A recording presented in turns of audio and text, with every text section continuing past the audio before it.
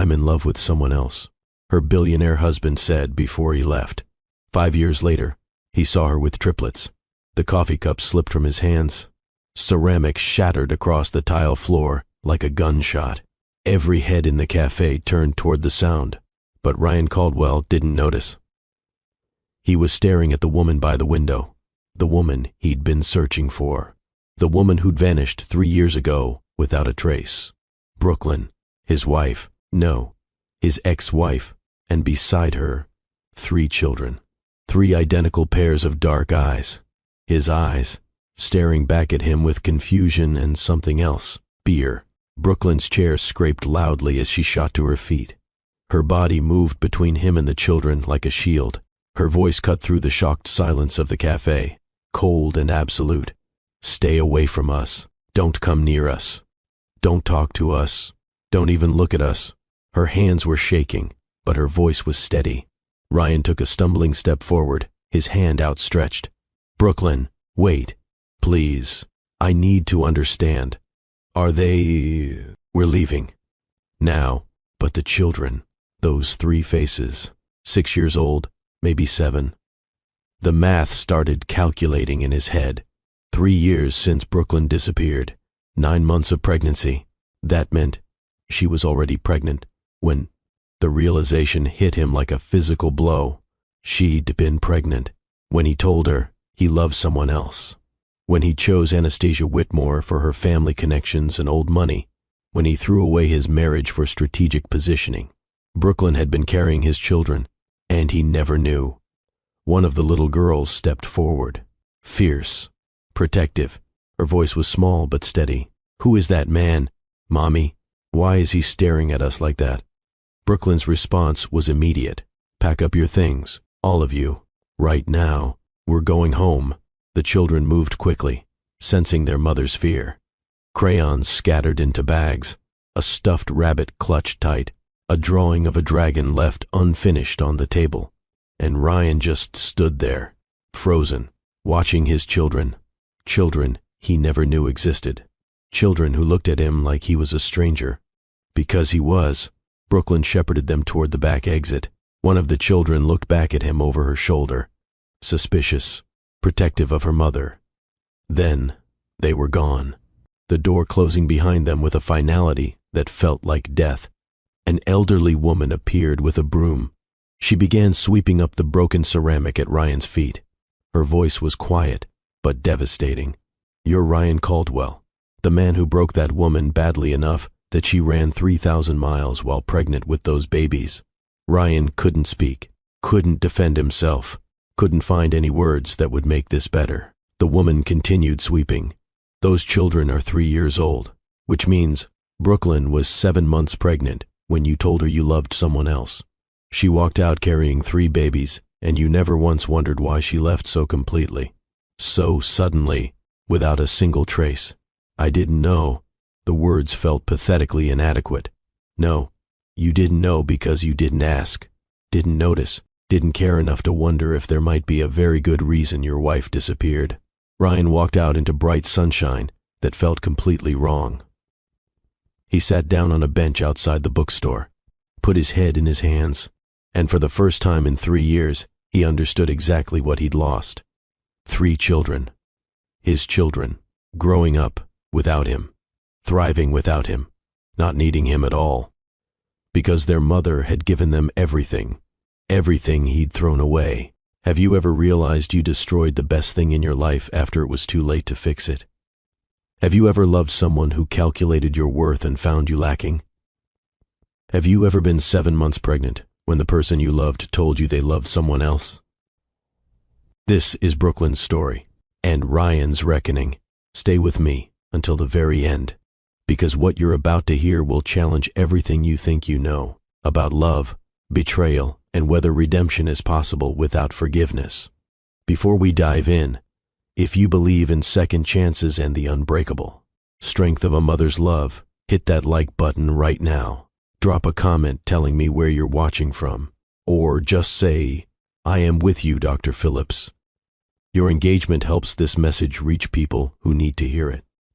Now, let me take you back to where this all began. 3 years before that cafe. To the moment, Brooklyn's world shattered. To the choice she made that would change 5 lives forever. Some moments divide your life into before and after. Brooklyn Sinclair was living in the last seconds of her before, and she had no idea everything was about to change. She stood in the penthouse office overlooking the city. The afternoon sun poured through floor-to-ceiling windows, caught the simple gold wedding band on her finger, the one she'd chosen because she never needed diamonds to prove his love. In her hand, hidden behind her back like a precious secret, she held the pregnancy test results. She'd read the words so many times they were burned into her memory. 3 heartbeats, 3 babies growing inside her, 3 tiny miracles that would change everything. That morning's doctor appointment replayed in her mind. Dr. Lila had pointed to the ultrasound screen. 3 flickering lights in the darkness. "Mrs. Caldwell, you're having triplets." 3 healthy babies. Brooklyn had cried right there in the examination room, overwhelmed by joy so pure it hurt. The doctor had printed out the ultrasound image. Brooklyn had stared at it all day. 3 tiny forms, 3 futures, 3 lives she and Ryan would build together. She'd been his wife for 4 years. 4 good years despite the struggles. She'd met him when she was a librarian at the community college. He'd been a struggling entrepreneur with a failing startup and dreams bigger than his bank account. Their courtship had been simple. Coffee dates where he shared his business plans and she shared her favorite books. Long walks where they talked about the future they'd build together. Their wedding had been small, just friends. Simple vows in a garden. Brooklyn had chosen a simple gold band. Marriage is about partnership, not performance. That's what she'd believed, what she still believed. When Ryan's company nearly collapsed in that first year, when investors walked away and creditors started calling, Brooklyn had been the one who stayed. She'd worked 2 jobs while he rebuilt. Library during the day, waitressing at night, coming home at midnight to find him surrounded by paperwork and despair. She'd bring him coffee at 3 in the morning. "You can do this. I believe in you when you've stopped believing in yourself." She'd watched him claw his way back from nothing, celebrated every small victory, held him through every setback. She'd given up her plans for a master's degree, used her savings to keep them afloat, never complained, never asked for anything except his time and attention. And now, finally, success was coming. His company was growing. The stress was lifting, and Brooklyn had news that would make everything perfect. She'd practiced what she'd say. Started with, "We're having a baby," but that felt too small for 3 babies. So she'd settled on, "Our family is growing in ways we never imagined." She'd made his favorite dinner, his mother's pot roast recipe that took her 3 tries to perfect. Set candles on the table, the same candles from their wedding. Wore the blue dress he loved, the one he said made her eyes sparkle like midnight crushed into diamonds. The ultrasound printout was arranged on the table where he'd see it. Her hands kept drifting to her stomach. Protective, anticipatory. This news would bring them closer. A family would remind him what mattered. She'd noticed he'd been distant lately, working longer hours, more networking events. A text on his phone last week from someone labeled a Whitmore that he'd dismissed as a business contact. But Brooklyn had pushed away the worry. He was just stressed. Success was finally coming. Everything would be fine. This news would make everything fine. The office door opened. Brooklyn's prepared speech died in her throat. Ryan's face was stone, carved from something cold and unfamiliar. His eyes slid past her like she was furniture, like she was part of the decor, not his wife of 4 years, not the woman who'd sacrificed everything for him. He walked straight to the bar without greeting her, poured whiskey even though it was barely 3 in the afternoon, drank it in one swallow, poured another. The first spike of fear hit Brooklyn's chest. "Ryan, is everything all right?" Her voice came out smaller than she intended. He set down the glass, turned to face her. There was nothing in his expression that looked like the man she'd married. "I love someone else, Brooklyn." 5 words. Count them. I love someone. Brooklyn, the pregnancy test results slipped from her numb fingers.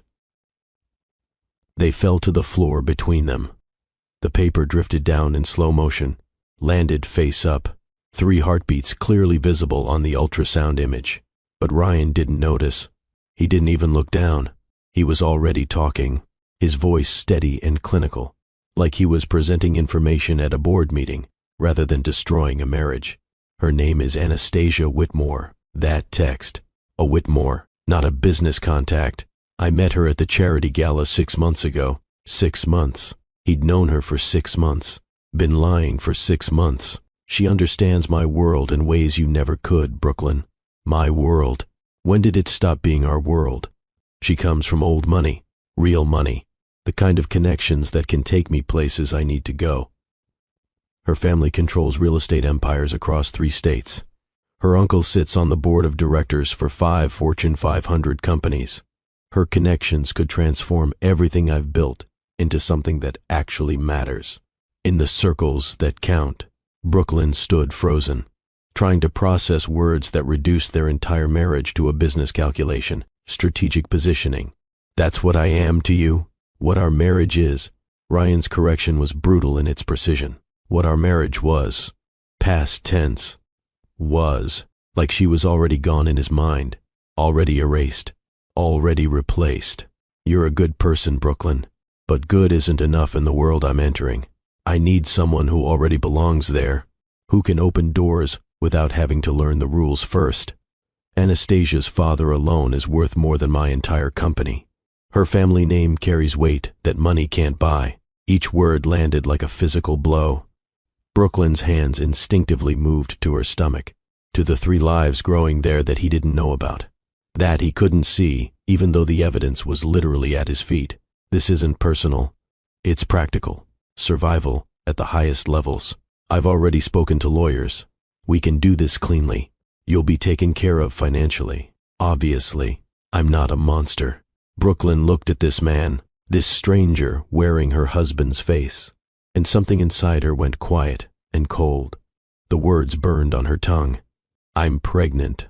We're having triplets. You're throwing away 3 children you don't even know exist. But looking at his face, at the cold calculation in his eyes, at the way he'd already decided she wasn't worth enough for his ambitions, she realized with devastating clarity what would happen if she told him. This man who measured everything by strategic value would see these babies as anchors, complications, interference with his carefully calculated ascent. If she told him now, he might stay out of obligation, and he would resent her for it. Resent the children for existing at the wrong time in his master plan. He would make them feel like burdens, like mistakes, like they had to earn his love by being useful enough, strategic enough, valuable enough. Better they never know him at all than know a father who wished they didn't exist. When? She asked it quietly. Ryan looked confused. When what? When do you want me gone? Something flickered in his expression. Surprise, maybe, or relief that she wasn't going to make this difficult, that she was being reasonable. There's no rush. Take your time packing. Find a place. We'll work out the details. I don't need time. Brooklyn walked past him, each step feeling distant and dreamlike. I don't need your money either. I don't need anything from you. Brooklyn, be reasonable. You can't just... Can't what? She turned in the doorway. Her voice was steady in a way that surprised her. Can't leave quietly. Can't make this easy for you. You're right, Ryan. This isn't personal. So there's nothing personal to discuss. She walked to their bedroom, the one they'd shared for 4 years, where he'd held her through nightmares, made love to her on lazy Sunday mornings, promised her forever. She pulled out a single suitcase. Through the walls, she could hear him on the phone, his voice drifting into the bedroom. Yes, she's taking it well. Better than expected, honestly. No, there won't be any drama. She's always been reasonable. Reasonable. That word echoed in Brooklyn's head. Reasonable when she gave up her dreams to support his. Reasonable when she worked 2 jobs while he rebuilt his company. Reasonable when she made herself smaller so he could feel bigger. Reasonable when she loved him with everything she had while he calculated her worth and found her lacking. She had been reasonable, but not anymore. Brooklyn packed methodically. Clothes, practical ones, nothing he'd bought her. Toiletries, The basics. Her grandmother's photograph, the one person who'd loved her unconditionally. Her mother's leather journal. Her mother had died when Brooklyn was 19. The journal was all she had left. Nothing expensive, nothing from Ryan's world, nothing that belonged to the woman she'd been. She was packing light, because she was packing for rebirth. In the living room, Ryan's phone conversation continued. No, she won't be a problem. She's always been understanding. This will be finalized within a few months. Then we can move forward with our plans. Our plans. He was already making plans with Anastasia, already moving on. Like 4 years of marriage were nothing. Like Brooklyn was nothing. She closed the suitcase, stood there for a moment in the bedroom doorway, looking at the life she was leaving, the bed they'd shared, the bookshelf she'd filled, the framed photo from their wedding day, her smiling face looking at Ryan like he'd hung the moon. That woman was gone now. Brooklyn walked to the front door. Ryan was still on the phone, probably with Anastasia or his lawyers, planning his strategic future with someone who understood his world better. She didn't say goodbye, didn't leave a note, didn't take one last look. She simply opened the door, stepped through it, and pulled it closed behind her.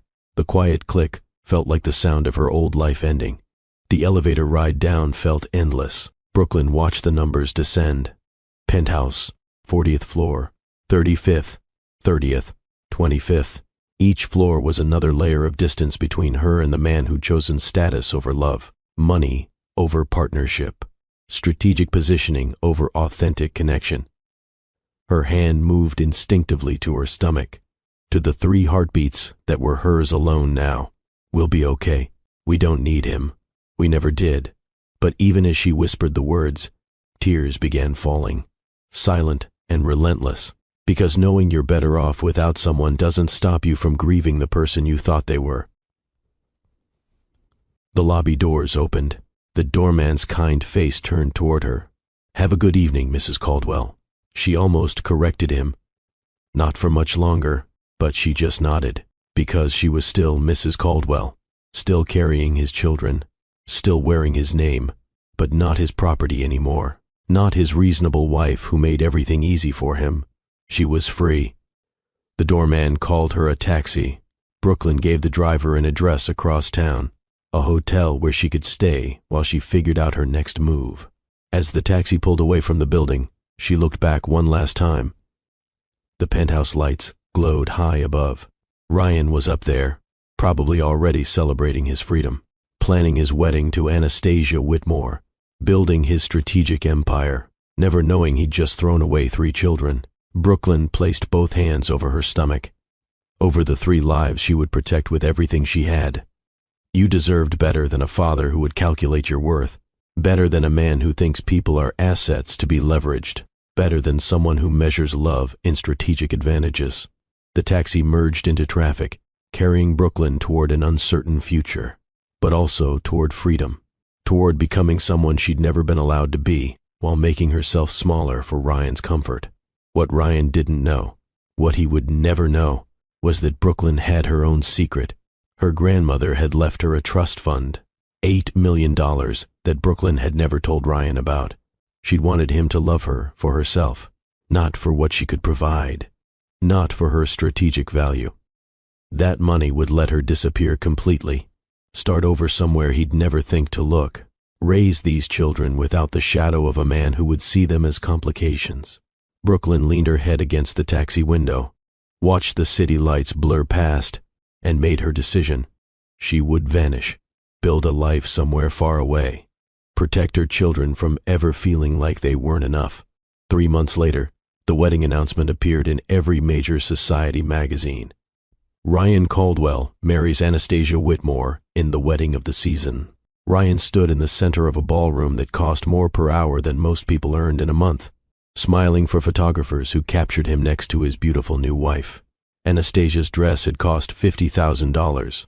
The cake was 7 tiers of designer fondant that looked spectacular and tasted like expensive cardboard. Ice sculptures melted slowly under theatrical lighting. $1,000 flower arrangements would wilt and die before morning. 300 guests filled the ballroom. people Ryan barely knew but desperately wanted to impress. Anastasia had orchestrated every detail with military precision, ensuring their wedding became the social event that announced to everyone who mattered that Ryan Caldwell had finally arrived. The congratulations poured in. Investors who'd previously ignored his calls now sought him out, eager to discuss opportunities they'd never mentioned before. Business deals materialized like magic, all because he was married to the right woman. The strategic woman. The woman who belonged to their world. Ryan's stock prices climbed steadily after the wedding announcement. The numbers didn't lie. His decision had been sound, practical, exactly what he needed to elevate himself to the next level. So why did he keep thinking about Brooklyn? He'd tried to find her in those first months, hired private investigators who came back with absolutely nothing. No forwarding address, no contact with friends or former colleagues, no trace of where she'd gone or what she was doing. Brooklyn Sinclair had simply vanished, like smoke, like she'd never existed. It bothered him more than he wanted to admit, this loose end that wouldn't tie itself up neatly. But then Anastasia would demand his attention, and thoughts of Brooklyn would fade under the weight of his new life. A week after the honeymoon in the Maldives, Anastasia moved into the penthouse. The first thing she did was hire interior decorators. Ryan came home one evening to find furniture being carried out by efficient movers, pieces Brooklyn had chosen carefully over the years. The couch where they'd watched sunsets together, the bookshelf she'd filled with her favorites, the dining table where they'd shared simple meals and big dreams. All of it gone, replaced with cold designer pieces that looked expensive but felt like living in a museum. Sharp edges and uncomfortable beauty, meant to be admired rather than lived with. The old furniture was so pedestrian. Anastasia ran her perfectly manicured fingers along a glass table that cost more than a decent car. We need to project success, darling. People judge you by your surroundings. We can't have them thinking you can't afford the best. Ryan wanted to argue. The old couch had been comfortable. Brooklyn had found it at an estate sale and loved it. They'd spent countless evenings on that couch, reading, talking, building a life together. But those memories felt inappropriate to voice to his new wife. So he swallowed his objections, wrote another check, watched strangers carry away the last physical remnants of Brooklyn. The parties started immediately. Every weekend, the penthouse filled with people Ryan didn't know, drinking expensive champagne, eating elaborate catered food, laughing too loudly at jokes that weren't funny. Anastasia moved through these gatherings like a queen holding court, introducing Ryan to people whose names he immediately forgot, people who smiled warmly while their eyes calculated his net worth and potential usefulness. This is what success looks like. She would whisper it between greeting guests, her lipsticked smile never wavering. This is what we need to do to maintain the image. Keep building the right relationships. The bills started piling up on Ryan's desk. Anastasia's shopping was constant, excessive. A never-ending stream of packages arriving daily. New designer wardrobes for every season. Different luxury cars for different occasions. Jewelry that sparkled beautifully at parties and cost obscenely. Ryan tried to gently suggest moderation. Anastasia's smile turned sharp. I thought you wanted someone who understood your world, Ryan. Someone who belonged to the circles you're trying to break into. This is what that world costs. My friends would notice immediately if I wore the same dress twice to events. They'd talk. They'd wonder, is that what you want?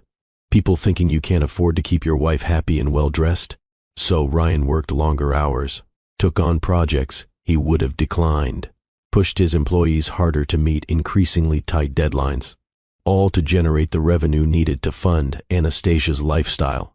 The penthouse that used to be a refuge became a place he dreaded returning to, always wondering what new expense would be waiting, what new demand Anastasia would present as absolute necessity. Her father's promised business connections did materialize, but they came with strings Ryan hadn't anticipated, investments that somehow benefited Anastasia's family more than his own company, board positions that diluted Ryan's control over his own business, expectations that he'd fund failing ventures because family helps family. And wasn't he family now? Ryan found himself trapped in a web of obligations that looked like opportunities on the surface but felt like quicksand beneath. each one pulling him deeper into debt and commitment he couldn't escape, without destroying the very connections he'd married Anastasia to obtain. In quiet moments, usually around 3 in the morning when sleep wouldn't come, Ryan thought about Brooklyn.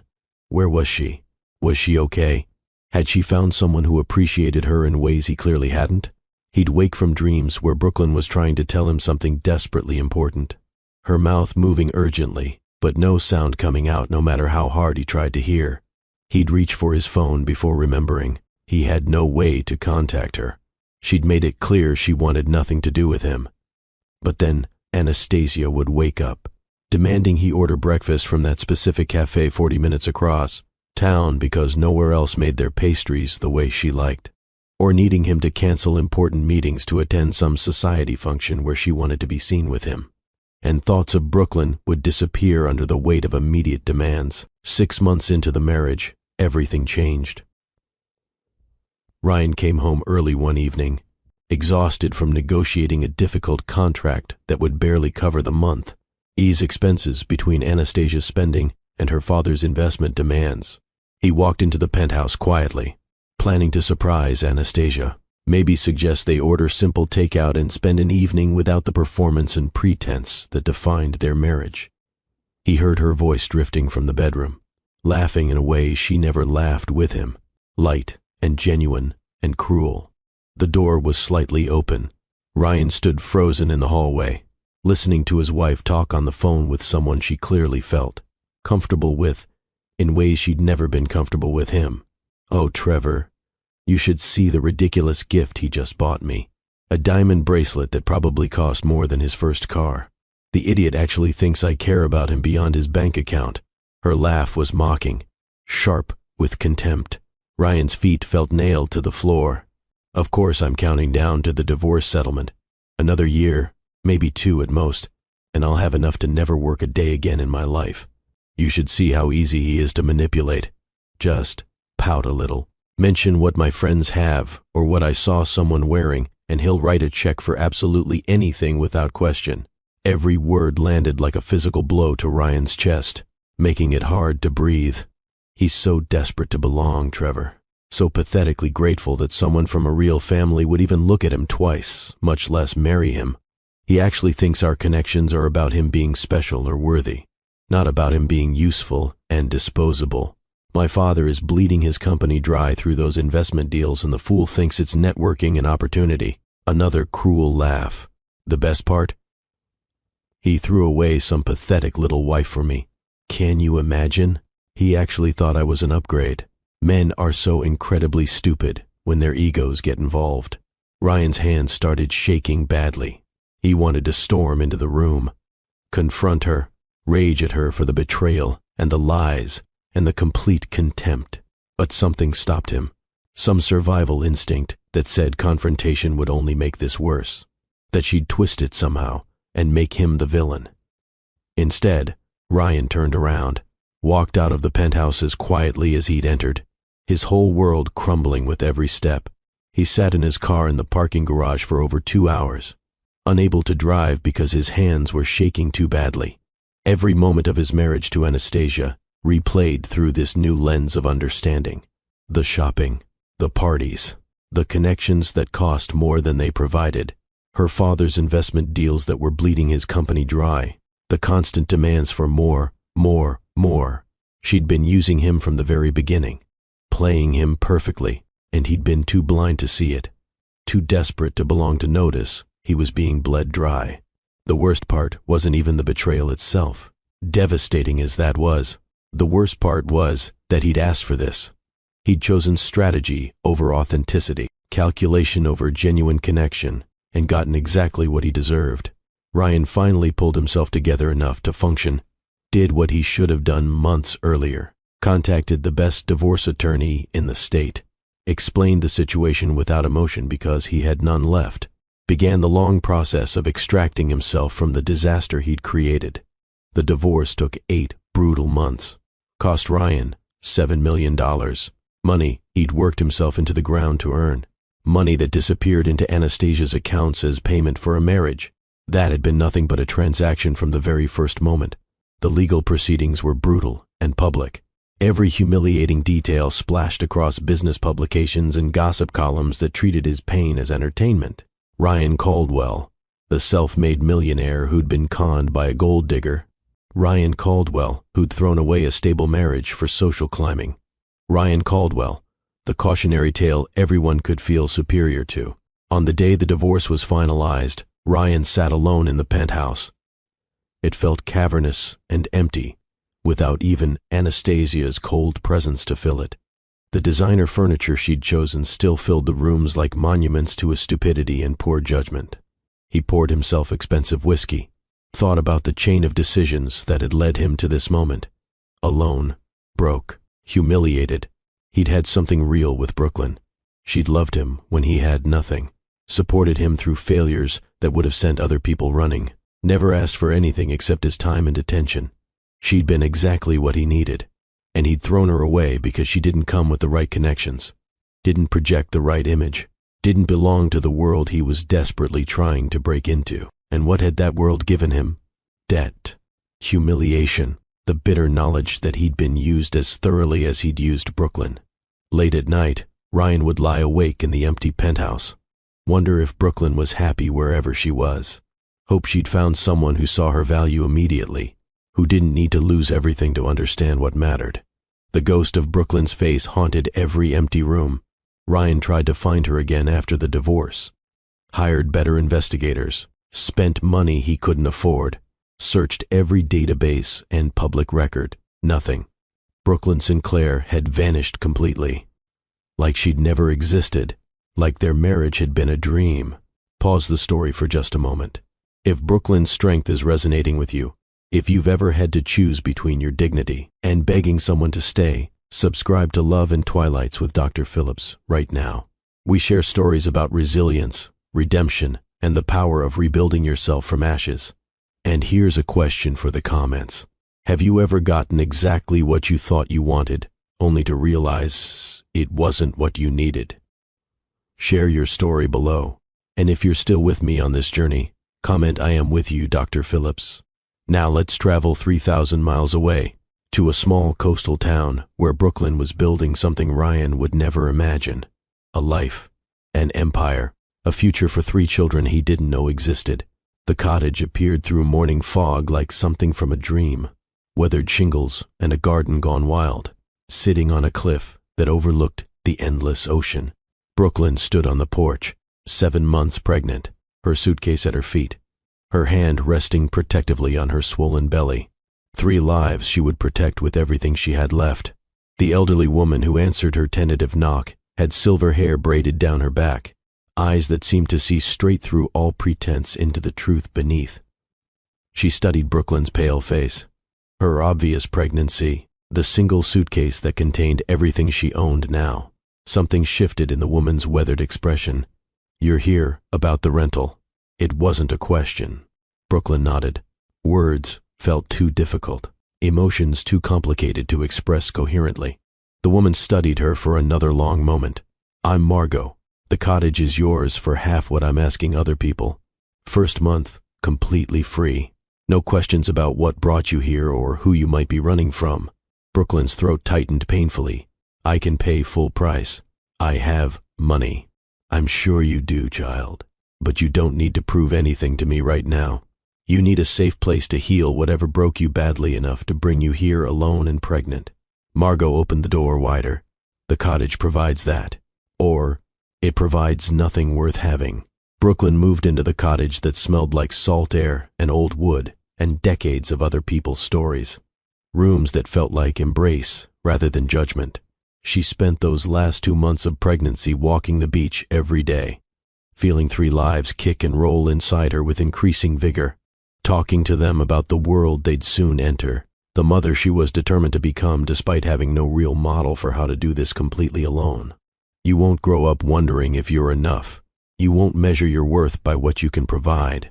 You'll know you're loved, not because you're useful, but because you exist. The local doctor was a practical woman named Dr. Lila. She delivered half the town's babies over her 4 decades of dedicated practice. She examined Brooklyn with gentle efficiency and raised both eyebrows at the ultrasound screen showing 3 distinct heartbeats, Triplets. Well, you're certainly going to have your hands full, Mama. You got family coming to help you through this? No family. Just us four now. Brooklyn said it quietly, her hands protectively cradling her belly. Dr. Lila nodded like she'd heard various iterations of this story many times before in her long career.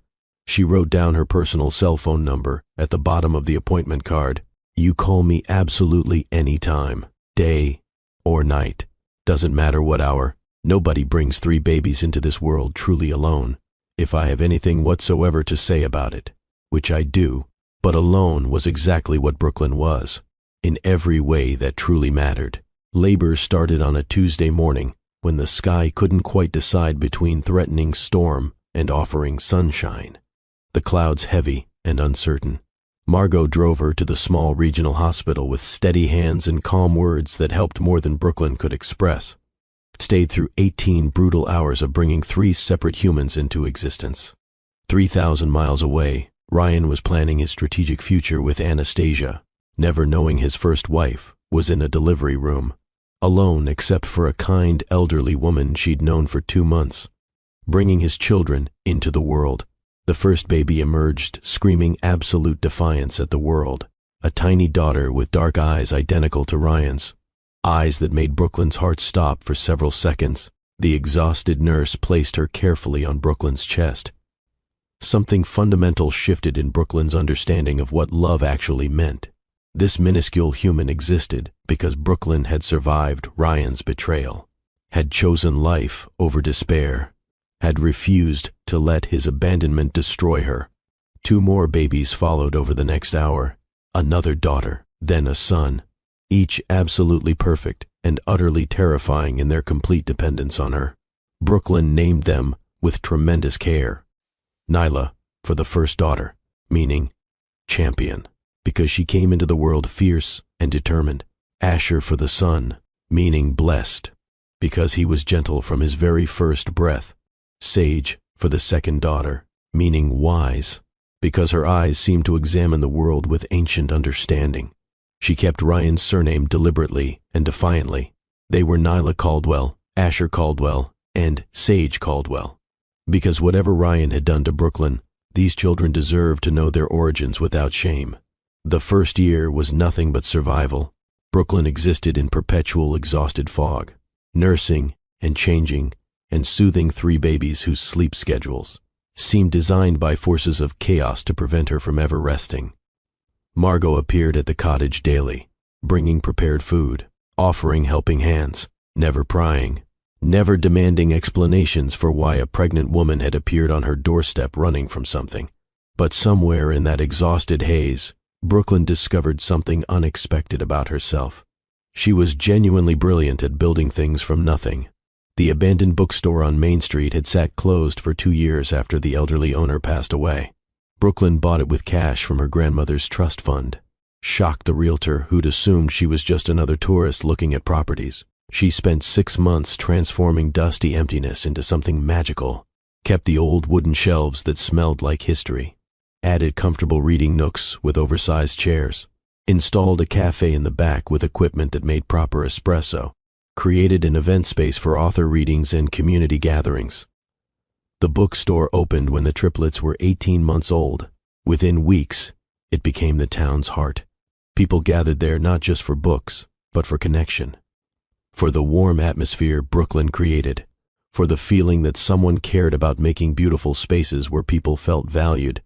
Brooklyn hired local teenagers, paid them well above minimum wage, taught them about customer service and integrity, and creating spaces where people felt welcome.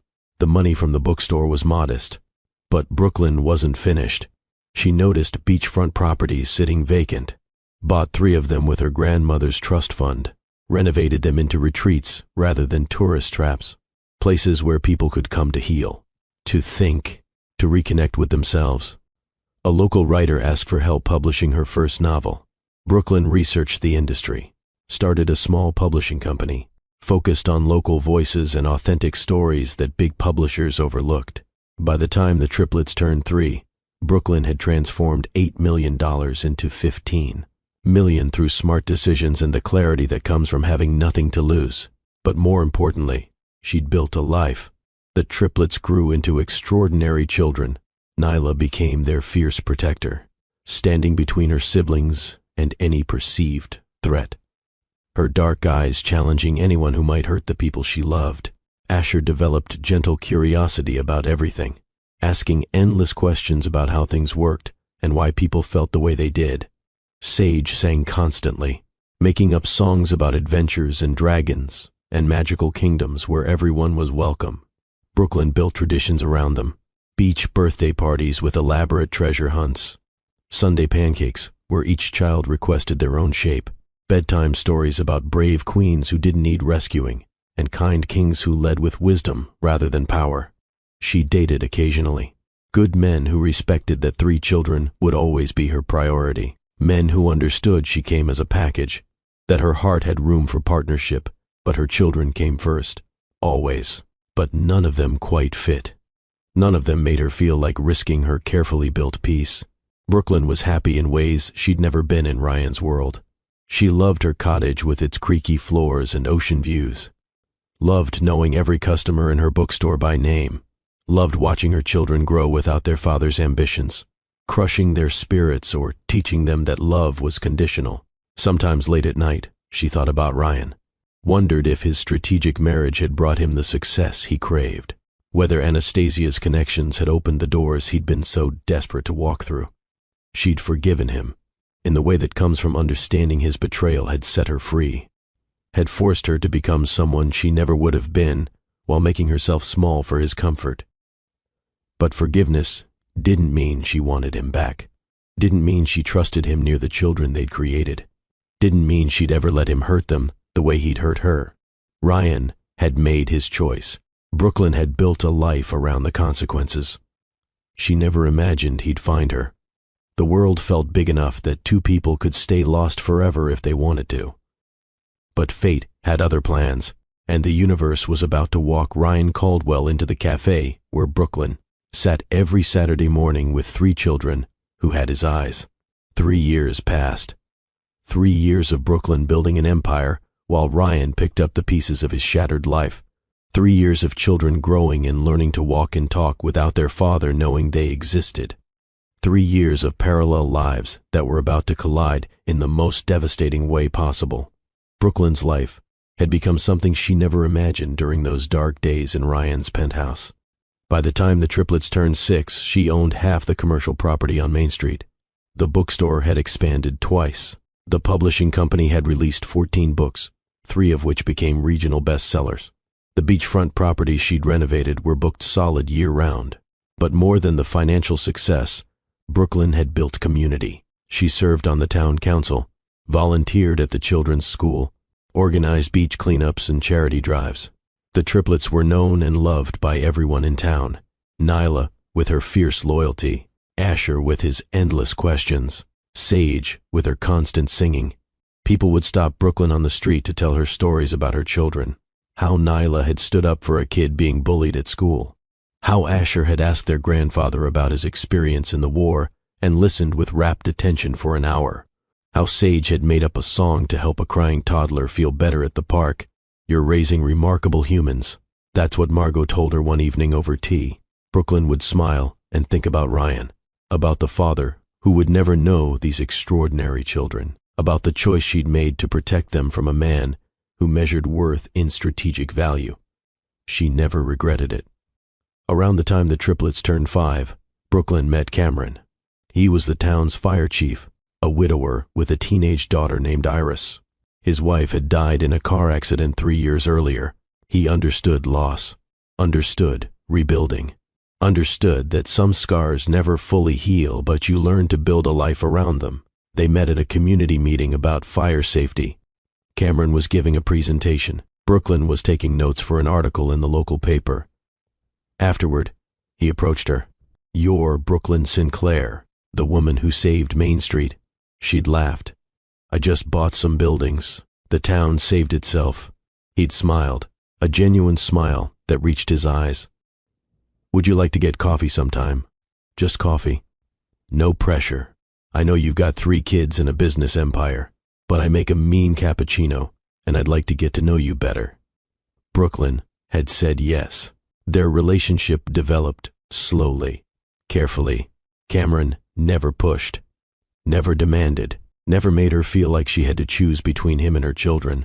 He met the triplets on their fourth date, brought them books about firefighters and constellations, sat on the floor and answered Asher's endless questions about how fire trucks worked, let Sage teach him one of her made-up songs, listened seriously when Nyla explained the rules of the board game they were playing. Afterward, when the children were in bed, he'd sat with Brooklyn on the porch. "They're incredible. You've done something extraordinary with them." Brooklyn had felt tears prick her eyes. "Their father didn't want us, any of us." Cameron had taken her hand. "Then their father is an idiot, and his loss is my gain, if you'll have me." The relationship deepened over months. Cameron was everything Ryan hadn't been: present, consistent, secure in himself, without needing external validation. He loved Brooklyn not for what she could provide, but for who she was. The first time Cameron stayed overnight at the cottage, Brooklyn felt overwhelming guilt that surprised her. Not because she still loved Ryan romantically, but because moving forward felt like closing a door that should maybe stay open for the children's sake. "You're allowed to be happy." Cameron had said it gently when she confessed this fear late at night. Ryan Caldwell threw away his chance at this life 3 years ago. That doesn't mean you have to remain alone forever as penance for his mistakes. Cameron built the triplets an elaborate treehouse in the backyard, taught them to identify constellations on clear nights, read them bedtime stories with different character voices that made them giggle helplessly. The children adored him. And Brooklyn, for the first time since leaving Ryan, felt like she might be able to trust someone with her whole heart again. On Christmas Eve, when the triplets were 6.5, Cameron proposed. But he didn't ask Brooklyn first. The children were decorating sugar cookies with elaborate frosting designs when he got down on one knee. His daughter Iris stood beside him, grinning, clearly complicit in the plan. Cameron addressed the triplets directly. "Nyla, Asher, Sage, I love your mother more than I knew it was possible to love someone. And I love you, 3, more than I knew it was possible to love someone else's children. I want us to be a real family, officially, if that's something you'd want too." Nyla, always their spokesperson, asked the most important question with typical directness. "Would you be our dad? Like really our dad?" Cameron's eyes got wet with emotion. "I'd be honored to be your dad. You'd have to share me with Iris, but I promise there's enough of me to go around for everyone." The children conferred in whispered voices, heads together conspiratorially, then nodded in unison. Nyla delivered their official verdict with the gravity of a judge. "We think you should definitely marry Mommy. She smiles way more when you're here." Only then did Cameron turn to Brooklyn with the question, "So what do you think?" Brooklyn said yes through tears. The ring slid onto her finger. The children cheered like they'd won something important. The wedding was planned for summer, 6 months away. A simple beach ceremony with their blended family. Nothing elaborate or performative. Just the people they loved and vows that meant something. Brooklyn felt genuinely happy. The kind of happiness that comes from choosing someone who chooses you back, who sees you clearly and loves what he sees. But 2 weeks before the wedding, something happened that changed everything. Asher came home from school with a family tree project. He sat at the kitchen table, staring at the paper with visible confusion that broke Brooklyn's heart. "Mommy, I don't know what to put for father." Brooklyn's hands stilled on the vegetables she was chopping. "Garrett is going to be your dad after the wedding, sweetheart." Asher's gentle voice was troubled. "I know, but we had a father before that, right? The one who died?" Brooklyn had told them their father was gone. Let them assume death because it was easier than explaining abandonment and betrayal to toddlers who wouldn't understand complexity. But 6-year-olds asked harder questions, deserved more honest answers. Brooklyn set down the knife, called all 3 children to the table, took a deep breath. "Your father didn't die. He and I separated before you were born because we weren't right for each other. He didn't know you existed for a long time, and when he found out, everyone agreed it was best for you to stay with me, where you're safe and happy and loved." Nyla processed this information with characteristic intensity. Is he a bad person? Brooklyn chose her words carefully. He made bad choices, but he's trying to become better. People are complicated. Sometimes they hurt others without meaning to, and sometimes they work very hard to fix themselves afterward. Asher's next question was inevitable.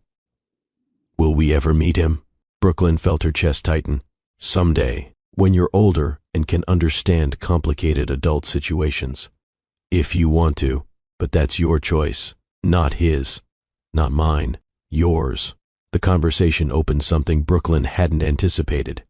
The children started asking questions constantly. What did their father look like? Did they get their dark eyes from him? Why did he make bad choices? Did he ever think about them? Brooklyn answered honestly, without making Ryan a villain, without making him a hero, just presenting him as a flawed human who'd made terrible decisions and was trying to become better. One evening after the children were finally asleep, Brooklyn sat on the porch with Cameron, confessed her growing concern. They're asking about Ryan constantly now. I don't want his shadow hanging over our wedding, over our life together, but I also can't keep lying to them about their origins. Cameron held her hand. I'm not afraid of Ryan being their biological father.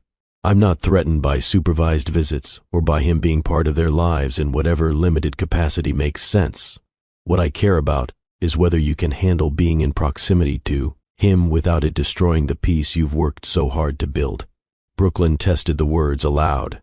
I think I can, because I'm not the woman who fell apart when he left anymore. I'm someone who rebuilt herself completely, and his presence isn't a threat to me anymore. It's just a complication we'll navigate together. 2 weeks later, Brooklyn married Cameron on the beach. Her children and his daughter stood beside them as witnesses. The community she'd built surrounded them with love. The ocean provided the music. The sunset provided the beauty. Ryan wasn't there, respected her boundaries completely, had no idea she was getting married, had no idea where she even was. Brooklyn danced at her wedding without his shadow darkening anything. She felt free, whole, ready for this next chapter. But 3 weeks after the honeymoon, she kept a promise she'd made to herself. If the children asked about their father, she wouldn't hide the truth forever. She contacted Dr. Claire Morrison, a family therapist who specialized in complex custody and reunion situations, explained the circumstances, asked for guidance about potentially introducing Ryan to the children he'd never known. Dr. Morrison listened carefully. The fact that you're thinking about this shows tremendous emotional maturity. But before we proceed, I need to assess whether Ryan Caldwell has done any genuine work on himself, whether he's safe for these children emotionally, whether his desire to know them is about them or about absolving his guilt. Brooklyn provided Ryan's contact information she'd kept all these years, just in case. Dr. Morrison reached out to Ryan, and that's when everything started moving toward the inevitable collision. Dr. Morrison called Brooklyn 2 weeks later. Mr. Caldwell has agreed to intensive therapy. He seems genuinely committed to the work, not just performing for the outcome he wants. I'd like to start sessions with him, see if he can demonstrate real growth, real accountability. In 6 months, we can reassess whether a meeting makes sense. Brooklyn agreed. 6 months passed. Dr. Morrison sent periodic updates. Ryan had relocated to a smaller town 2 hours from the city. Started working with a therapist who specialized in narcissistic behavior patterns, attended group sessions for divorced fathers trying to rebuild relationships with children they'd lost. The report suggested genuine sustained work, but Brooklyn remained skeptical. People could perform therapy the same way they performed everything else, saying the right things to get the outcome they wanted. Around month 10 of Ryan's therapy work, Dr. Morrison sent an email. Brooklyn almost deleted it without reading. She didn't want Ryan's words in her head, didn't want to feel anything about his journey toward becoming better. But something made her open the attachment. It was a letter Ryan had written to the children that he'd never sent, part of his therapeutic process. The letter didn't apologize for not being in their lives, didn't make elaborate excuses. Instead, Ryan wrote about learning what it genuinely means to be a good person, about understanding that being a father is a privilege earned through character and consistency rather than claimed through biology and legal rights. He wrote about hoping desperately that someday he might become someone they could be proud to know rather than ashamed to acknowledge. He wrote about their mother with genuine reverence Brooklyn had never heard from him, describing her strength and grace and capacity to protect her children, even from their own father when necessary. The letter was humble, self-aware, completely devoid of demands or expectations. Brooklyn cried reading it, not because she wanted Ryan back, but because the transformation suggested something she hadn't seriously considered, that people could actually change fundamentally if they were willing to burn down who they were and rebuild from brutal honesty. She responded through Dr. Morrison, "Tell Ryan I read the letter. Tell him I'm glad he's working on himself. Tell him the children are thriving and don't need disruption right now. Tell him maybe in a few years when they're older and can understand complexity, we can revisit this conversation. And tell him I'm married to someone good, someone who treats me well. He needs to understand that chapter of our lives is permanently closed." Dr. Morrison passed the message. Ryan responded simply, that he understood completely, that he'd continue his work without expectation of reward, that Brooklyn's happiness mattered more than his redemption. Brooklyn felt something shift, not forgiveness exactly, but a softening, a recognition that Ryan was doing the work even when it didn't benefit him, even when Brooklyn had clearly moved on. That meant something. 3 weeks after Brooklyn's wedding to Cameron, she made a decision. She would introduce Ryan to the children, under strict supervision, with clear boundaries, not as their father, but as someone their mother used to know who was trying to become better. They could decide over time if they wanted him in their lives. Dr. Morrison arranged everything, but before that meeting could happen, fate intervened. Ryan had been researching property investments, trying to rebuild his finances after the divorce from Anastasia. His business advisor mentioned a small coastal town with promising real estate opportunities. An investor named B. Sinclair owned several properties, apparently brilliant at identifying undervalued locations and transforming them. Ryan's advisor arranged a meeting. Drive up there, check out the town, see if B. Sinclair is interested in partnering on a development project. Ryan agreed, needing the distraction, needing to focus on something other than the children he'd never met, the life he'd thrown away. He drove to the coastal town on a Saturday morning, planning to meet B. Sinclair, tour some properties, maybe find a project that would help him rebuild what he'd lost. He parked on Main Street, checked his phone for the meeting location, had an hour to kill before the appointment. A bookstore cafe caught his eye. Charming storefront, people coming and going, the smell of coffee drifting through the open door. Ryan walked inside, looking for caffeine and a quiet place to review his notes before the meeting. He didn't see her at first. The cafe was busy with weekend energy. Families, couples, groups of friends, the comfortable soundtrack of conversation and espresso machines and life happening. Ryan ordered coffee, turned to find a seat, and that's when he saw her. Brooklyn, sitting by the window, morning sunlight catching her hair, older, different, but unmistakably her, his wife, no, ex-wife, the woman he'd been searching for, the woman who'd vanished 3 years ago without a trace. She was here, in this town, in this cafe. Ryan's heart hammered in his chest. Before he could process what to do, his eyes moved to the people around her. 3 children, 6 or 7 years old, sitting around Brooklyn like satellites orbiting their sun. 2 girls and a boy, all 3 with dark eyes.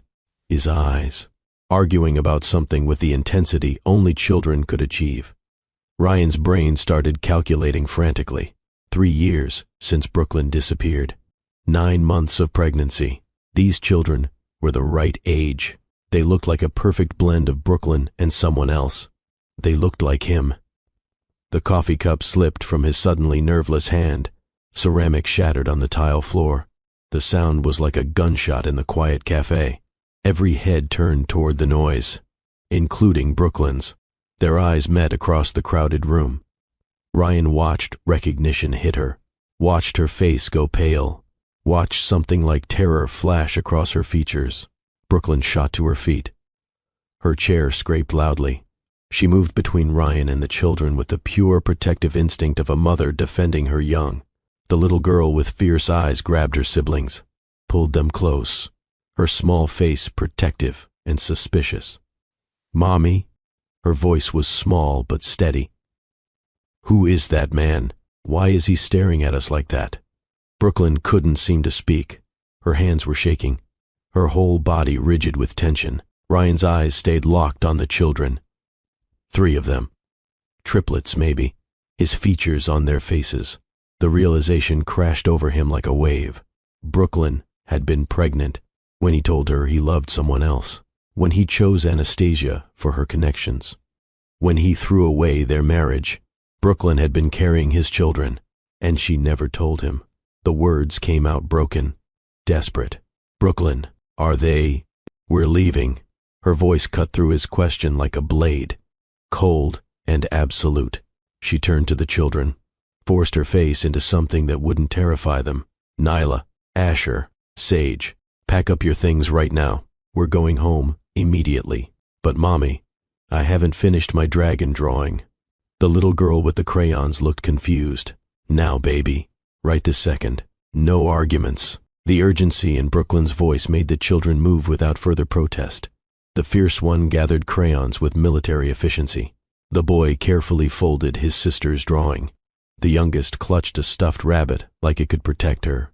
Ryan found his voice somehow, took a stumbling step forward.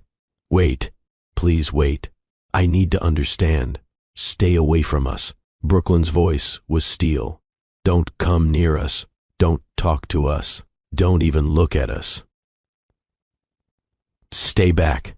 She shepherded the children toward the back door, moving quickly, protectively. The fierce little girl looked back at Ryan over her shoulder, her eyes suspicious and challenging, protecting her family from this stranger who'd made her mother afraid. Then they were gone, the door closing behind them.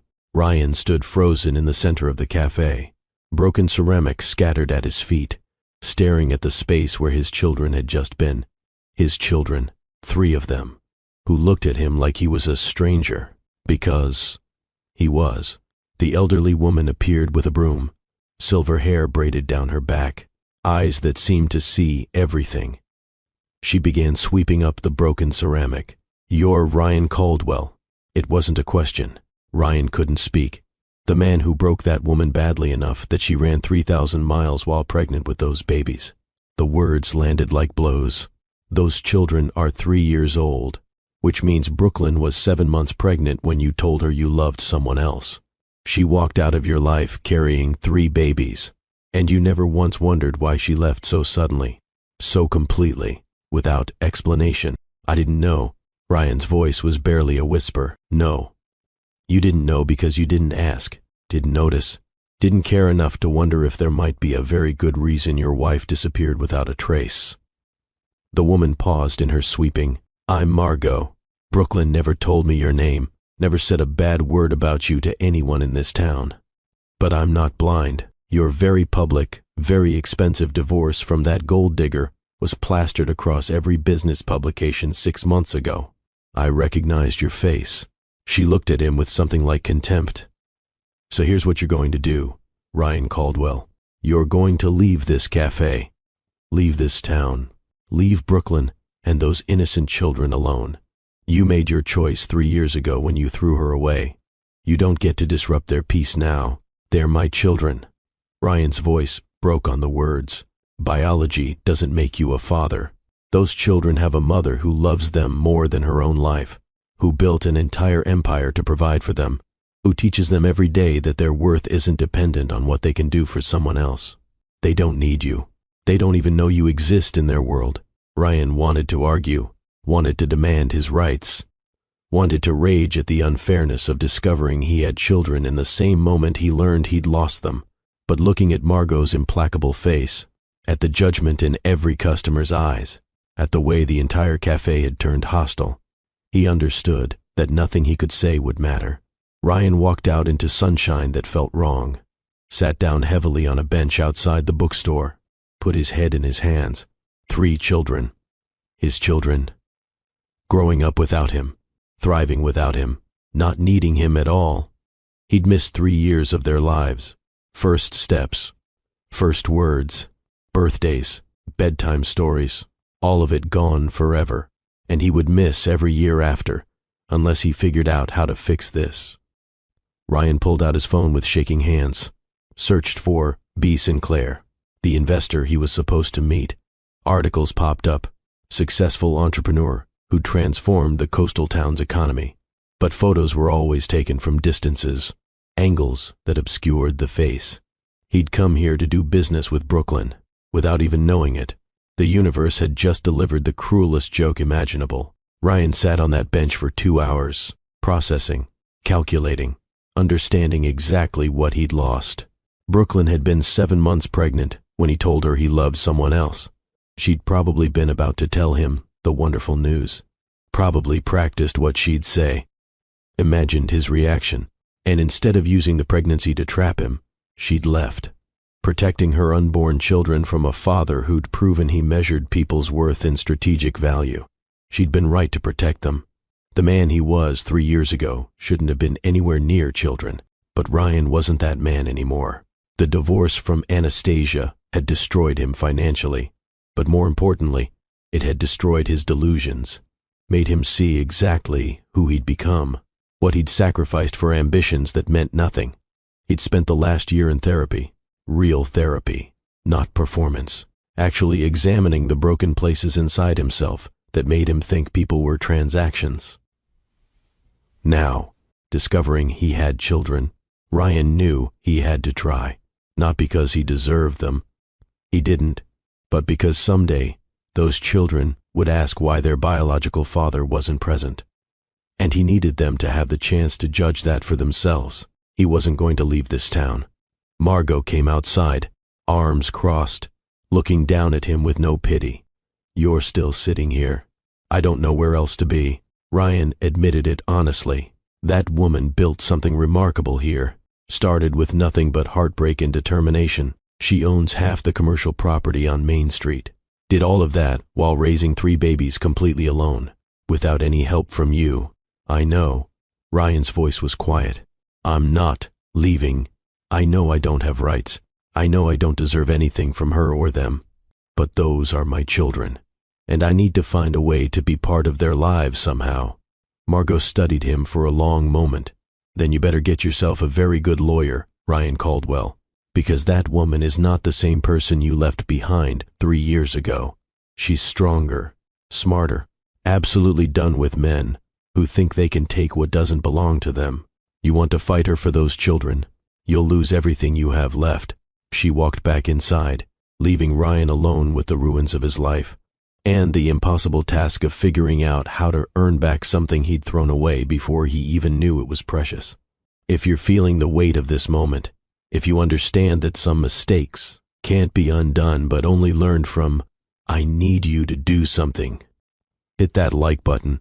Share this video with someone who needs to understand that consequences are real, that you can't calculate people's worth and expect them to wait around while you figure out what matters. And drop a comment. Where are you watching from? Are you Team Brooklyn, or do you think Ryan deserves a chance?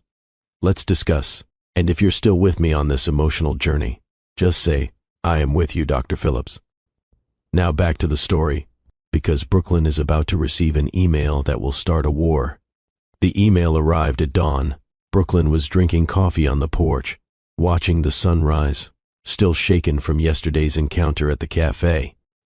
She'd expected Ryan to try to find her eventually, but not like this, not stumbling into her life by accident, not seeing the children before they were prepared. The email notification buzzed on her phone. Legal letterhead from a prestigious downtown firm. Brooklyn's hands started shaking before she even opened it. Attorney Nathan Hargrove, representing Joshua Ryan Caldwell in matters pertaining to the paternity and custody of minor children, Nyla Caldwell, Asher Caldwell, and Sage Caldwell. The words got worse from there, demanding immediate DNA testing to establish biological parentage beyond any possible shadow of doubt, requesting emergency temporary custody pending full comprehensive investigation into why the mother had deliberately and maliciously concealed the existence of said children from their biological father for 3 years. threatening extensive legal action for parental alienation, claiming damages of $10 million for lost time with his children, demanding Brooklyn appear in court within 30 days to answer for her unconscionable actions or risk losing custody entirely. Brooklyn read it 3 times, each word a weapon designed to destroy everything she'd built. $10 million, emergency custody, parental alienation, each phrase calculated to terrify her. Upstairs, the children were still sleeping, blissfully unaware that their stable lives were about to become a battlefield, where adults fought over them like territory to be conquered. Brooklyn had spent the entire night sitting beside their beds, watching them sleep, trying to figure out how to protect them from what was coming. Cameron found her on the porch an hour later, took one look at her face. What happened? She handed him the phone.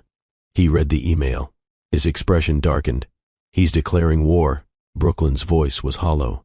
I knew this was coming, from the moment he saw them, but knowing it was coming doesn't make it easier. Cameron pulled her close. We fight back. Hard. You didn't do anything wrong by protecting your children from a man who'd proven he couldn't value people over opportunities. Brooklyn called her regular attorney at 7 in the morning.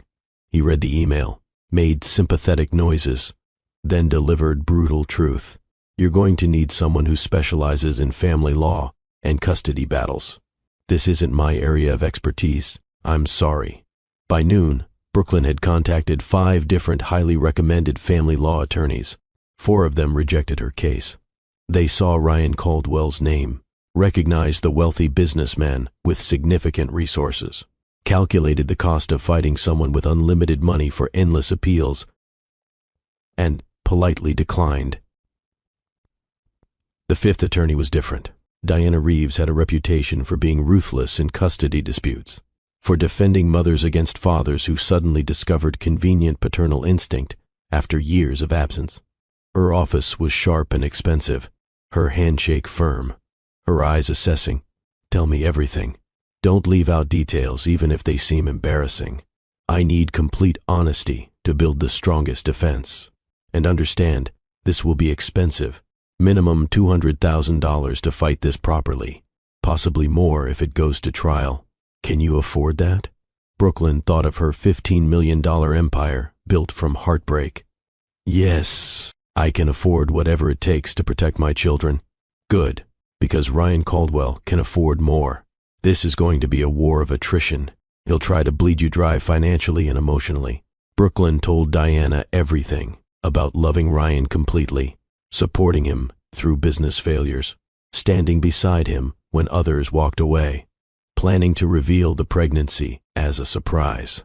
His cold confession of loving someone else, leaving quietly rather than trapping him with obligation, building this new life from nothing, raising 3 children alone, creating financial stability without him. Diana listened without interrupting, taking detailed notes. When Brooklyn finished, Diana leaned back in her chair.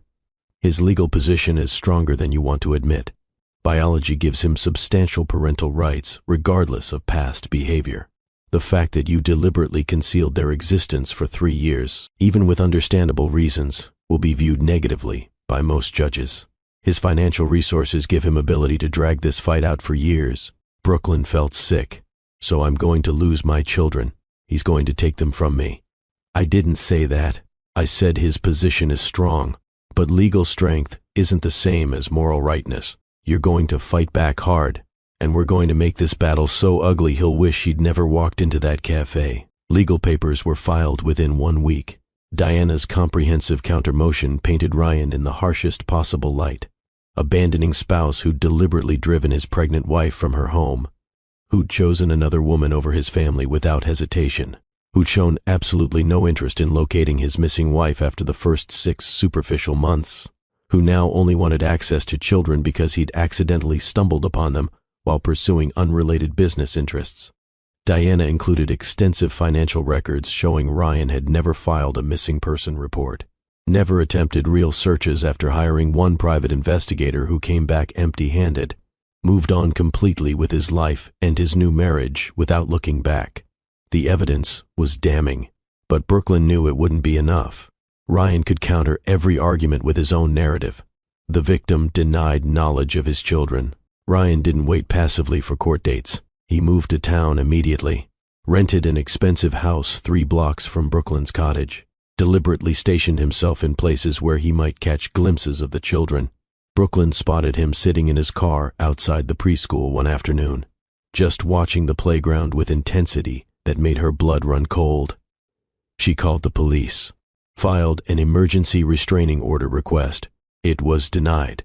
Technically, Ryan hadn't done anything legally threatening. Sitting in a car on a public street wasn't a crime. The small town turned cold toward Ryan almost immediately. People talked in small communities. Everyone knew Haley's story, had watched her build herself from nothing, genuinely loved those sweet triplets. Shop owners refused him service. Restaurant hostesses claimed they were fully booked. People crossed streets to avoid him. But Ryan proved persistent. He started showing up at town council meetings where Brooklyn served on committees, attended bookstore author events, always sitting silently in the back, never speaking, but always conspicuously present. He volunteered at the community center, trying desperately to become part of the social fabric that had embraced Brooklyn. The legal war escalated with frightening speed. Ryan filed motions demanding Brooklyn's complete financial records, claiming she'd illegally used her status as his legal wife to build her empire, therefore owed him compensation. Diana countered with her own demands for Ryan's complete records, revealing that his affair with Anastasia had started 8 months before he told Brooklyn he loved someone else, proving the marriage had been destroyed by his ongoing betrayal long before Brooklyn left. Ryan subpoenaed medical records from the triplets' birth, trying to establish that Brooklyn had deliberately concealed the pregnancy with malicious intent. Diana fought viciously, arguing medical privacy and patient rights, but a judge eventually granted partial access. The records showed Brooklyn had been 7 months pregnant when arriving in town, that she'd gone through labor completely alone, that she'd listed no father on any birth certificates. Ryan then demanded psychological evaluations of Brooklyn to determine her fitness as a parent. Diana exploded, filed formal complaints about harassment, threatened to make the case so public that Ryan's reputation would never recover. But the judge, an older conservative man sympathetic to father's rights, approved a limited evaluation. Every legal move Ryan made was technically justified under family law, and simultaneously morally devastating. He was using the system exactly as designed, fighting for parental rights that biology granted him. And Brooklyn, watching this man she'd once loved try to tear apart her life through paperwork, felt something inside her harden into absolute determination. She wasn't the broken woman who'd left Ryan's penthouse 3 years ago crying. She was someone who'd built an empire from grief, who'd raised 3 remarkable children to be kind and strong and confident. She would burn her world to the ground before she'd let Ryan Caldwell hurt them the way he'd hurt her. Diana worked brutal 18-hour days building Brooklyn's defense. She interviewed everyone who'd known Brooklyn during pregnancy and after birth, compiled evidence of Brooklyn's exceptional character, her dedication to the children, the stable, loving home she'd created. She tracked down former employees of Ryan's company, who testified about his obsessive focus on status over relationships. She even located Anastasia, who proved surprisingly eager to provide a detailed deposition about Ryan's character. Anastasia described a man desperately trying to belong, pathetically easy to manipulate, so focused on climbing social ladders that he'd married a stranger for family connections and ignored every red flag. The case became regional news. Reporters started showing up, asking about the millionaire businessman who'd apparently abandoned his pregnant wife and was now fighting for custody of children he'd never known existed. Ryan's face appeared in newspapers under sensational headlines that made him look monstrous. And through all of it, Brooklyn protected her children from the war being waged over their existence.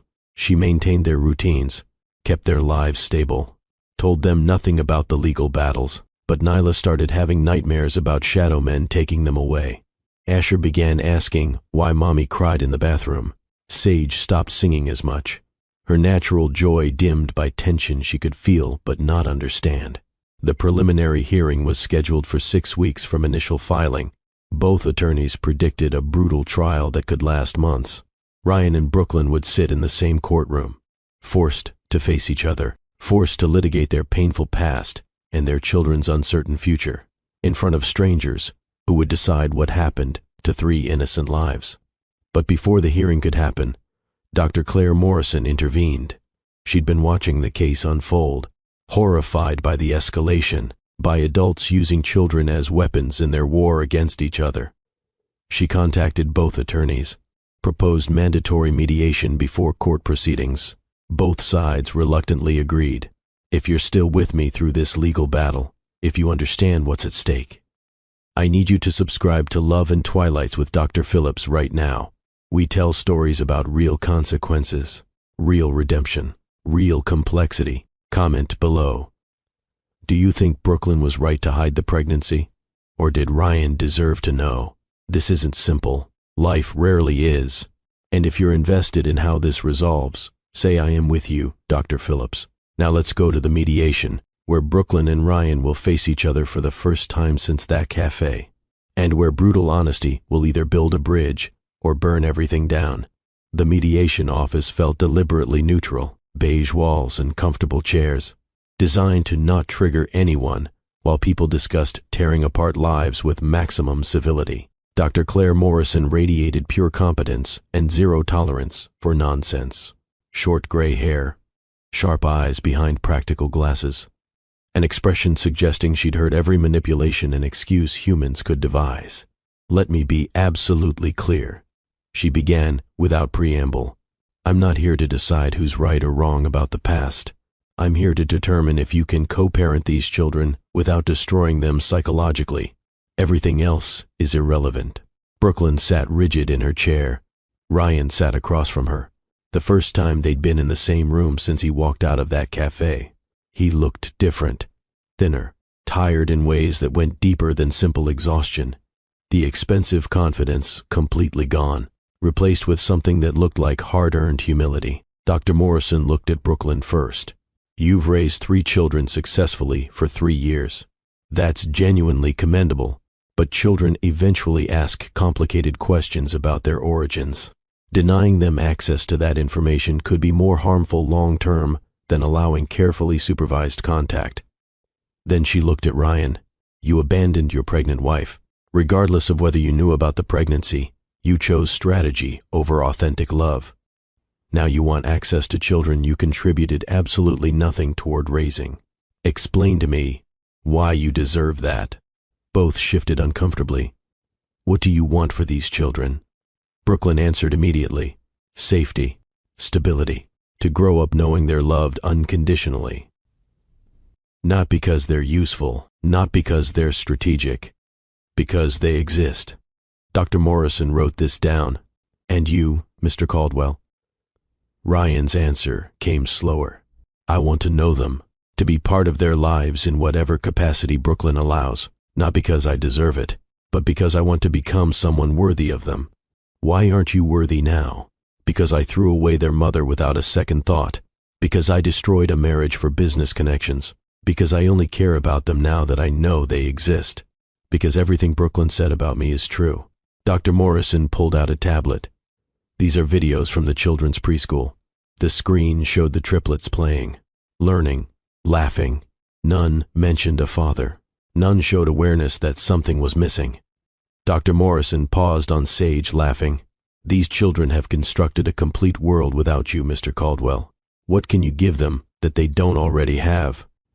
Ryan stared at the frozen image. Nothing. They have everything they need. Brooklyn spoke directly to Ryan for the first time. You don't owe them anything. They're happy, secure, loved. You walking into their lives now serves you, not them. Dr. Morrison pulled out more evidence. Mr. Caldwell has been photographing the children from a distance. She showed Brooklyn pictures of the triplets at the playground, walking to school, playing in the yard. Ryan had been documenting them without permission. Brooklyn's fury was cold. You've been stalking my children. Ryan's face went red. I just wanted to see them, to know they were okay. You wanted to gather evidence for your custody case. Don't pretend this was about concern. Dr. Morrison cut through the argument. Here's what I'm proposing. Complete separation for now. Mr. Caldwell returns to the city. No contact for 6 months. During that time, intensive therapy for both of you. Processing this trauma without using children as weapons. Both started to protest. After 6 months, we reconvene. If Mr. Caldwell has demonstrated genuine growth, not performance, we discuss supervised visitation entirely at Miss Sinclair's discretion. If he hasn't, this ends permanently. 6 months? Ryan's voice was anguished. 6 months is nothing compared to the years you've already missed. Dr. Morrison's tone was final. This isn't negotiable. You both need time to process this without hurting those children further. Brooklyn wanted to argue, wanted this over now, wanted Ryan gone permanently. But Cameron's voice echoed in her head. Iris asked about her biological father eventually too. Having answers, even complicated ones, was better than mystery. Brooklyn agreed reluctantly. Ryan had no choice. When they reconvened with Judge Evelyn Porter, the mediation plan was presented. The judge approved with an addendum. Ryan was to have absolutely no contact during separation. Letters, no gifts, no attempts to see the children.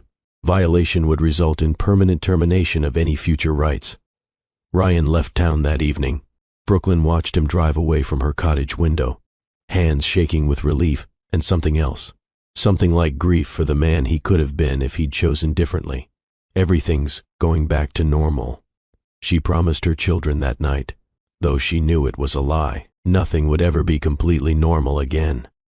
Ryan Caldwell existed now, not as the dead father she'd let them imagine, but as a real person who wanted to know them. And eventually, Brooklyn would have to let them decide if that was something they wanted too. 18 months passed in silence that felt both liberating and suffocating. Brooklyn rebuilt her sense of safety slowly, like someone learning to walk after a devastating injury. Dr. Morrison connected her with Dr. Rachel Bennett, a therapist who specialized in betrayal trauma and abandonment. Twice weekly, Brooklyn sat in Dr. Bennett's comfortable office, talked about loving someone who'd thrown her away, about building walls so high nothing could hurt her, about whether protecting her children from their father was wisdom, or just transferring her own unresolved hurt onto innocent people. You're not wrong for what you did. Dr. Bennett said it during a particularly difficult session. Leaving Ryan was survival. Building a life without him was triumph. But consider whether you're still running from something that can't chase you anymore. The children thrived in the absence of constant tension. Nyla stopped having nightmares. Asher's curiosity expanded. Sage sang constantly again. Brooklyn's marriage to Cameron deepened. He proved himself daily, patient, present, never threatened by Brooklyn's past or Ryan's shadow. Dr. Morrison sent periodic updates about Ryan's progress, relocated to a smaller town, working intensively with a therapist specializing in narcissistic patterns, attending group sessions for divorced fathers trying to rebuild relationships with lost children. The reports suggested genuine work, but Brooklyn remained skeptical. Around month 10, Ryan wrote a letter to the children he never sent. Dr. Morrison asked Brooklyn's permission to share it. Brooklyn almost said no, but curiosity won. The letter was humble, self-aware, completely devoid of demands. Ryan wrote about learning what it means to be good, about understanding fatherhood as privilege earned through character, about hoping someday he might become someone they could be proud to know. He wrote about Brooklyn with reverence, describing her strength and courage in ways that were accurate rather than flattering. Brooklyn cried reading it, not because she wanted him back, but because the transformation seemed real. She responded through Dr. Morrison. Tell Ryan I read it. Tell him I'm glad he's working on himself. Tell him the children are thriving. Tell him I'm happily married. And tell him our chapter is closed. But when the children are older, if they want to meet him, I won't stand in the way. Ryan's response was simple. Understanding, acceptance, continued commitment to growth, without expectation of reward. The mediation period ended. Dr. Morrison called Brooklyn. Mr. Caldwell has done remarkable work. I believe he's safe for a supervised meeting, but this is entirely your decision. If you're not ready, we wait longer. Brooklyn talked to Cameron that night. I think it's time, not for Ryan, for the children. They deserve answers to their questions, and I think he's earned the chance to provide them. Cameron agreed. Dr. Morrison arranged everything. The meeting was scheduled for 3 weeks away. Brooklyn told the children 2 days before. They were nervous, curious, scared. Nyla asked if they had to like him. No, baby. You get to feel however you feel. He's your biological father. But Cameron is your dad. Nothing changes that. The day of the meeting arrived. Brooklyn drove the children to Dr. Morrison's office. Her hands were shaking. Ryan arrived 15 minutes early, sat in the waiting room with hands clasped white-knuckle tight. When Brooklyn walked in with the children, time seemed to stop. 3 pairs of eyes, his eyes, staring at him with mixture of curiosity and wariness. Dr. Morrison handled introductions. Nyla, Asher. This is Ryan, your biological father. He'd like to talk with you if you're comfortable. Nyla stepped forward first, always their protector. Are you the one who made bad choices? Ryan didn't flinch from her directness. Yes, I made very bad choices that hurt your mother. I'm trying to become better. Why weren't you there when we were born? Because I didn't know you existed. Your mother left before I knew she was pregnant. And she was right to leave. I wasn't safe for you then. Are you safe now? Ryan's eyes filled with tears. I'm trying to be. Asher approached next. Do you like stars? The question shifted everything. I'm learning to appreciate them. I never paid attention to beautiful things before, but I'm trying now. Cameron taught me constellations. Asher's enthusiasm overcame his caution. They talked for 10 minutes about Saturn and Mars and the possibility of life on other planets. Sage pulled out crayons. Do you want to color? Ryan sat cross-legged on the floor beside her. They colored in companionable silence. Sage hummed while she drew. Ryan listened like it was the most beautiful sound he'd ever heard. The hour passed without drama. When time ended, Ryan thanked them. Sage hugged him spontaneously. As they prepared to leave, Nyla turned back. Cameron is our dad because he's here every day. But maybe you can be our friend who teaches us about mistakes and fixing them. Ryan nodded, unable to speak through the lump in his throat. That's all I'm asking for, the chance to be your friend. Brooklyn and the children left. Ryan sat in Dr. Morrison's office for another hour, processing what had just happened. He'd met his children. They were extraordinary, kind, thoughtful, curious. Everything good about them came from Brooklyn. He'd contributed nothing except biology, but they'd given him a chance, a small one, and Ryan was determined not to waste it. Visits continued monthly, always supervised, always at Dr. Morrison's office. Ryan never pushed, never demanded, never tried to compete with Cameron. He simply showed up consistently. 6 months passed.